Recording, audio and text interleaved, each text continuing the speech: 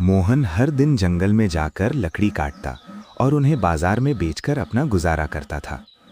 एक दिन मोहन जंगल में लकड़ी काट रहा था। तभी अचानक उसकी आरी हाथ से फिसलकर एक पुराने कुएं में गिर गई।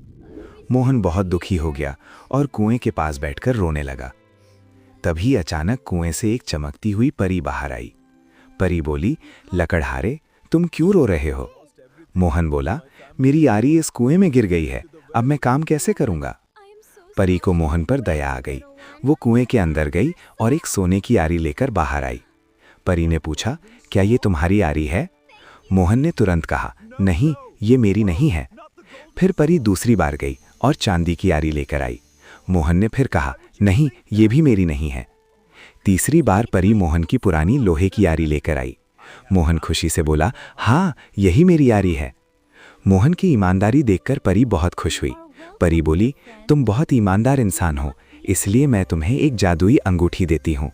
जब भी तुम इसे घुमाकर कुछ मांगोगे, तुम्हारी इच्छा पूरी हो जाएगी। मोहन ने अंगूठी ली और घर चला गया। घर जाकर उसने अंगूठी को घुमाकर कहा, मुझे एक बड़ा सा घर चाहिए। और देखते ही देखते उसके सामने एक सुंदर महल बन गया। अब मोहन बहुत खुश रहने लगा। उसने अच्छे कपड़े, स्वादिष्ट खाना और बहुत सारी दौलत भी मांग ली। एक दिन मोहन ने मजाक में अंगूठी घुमाकर कहा, काश मैं राजा बन जाऊं। अचानक पूरा गांव बदल गया और मोहन सच में राजा बन गया। लेकिन धीरे धीरे मोहन घमंडी हो गया। वो लोगों की मदद करना भूल गया।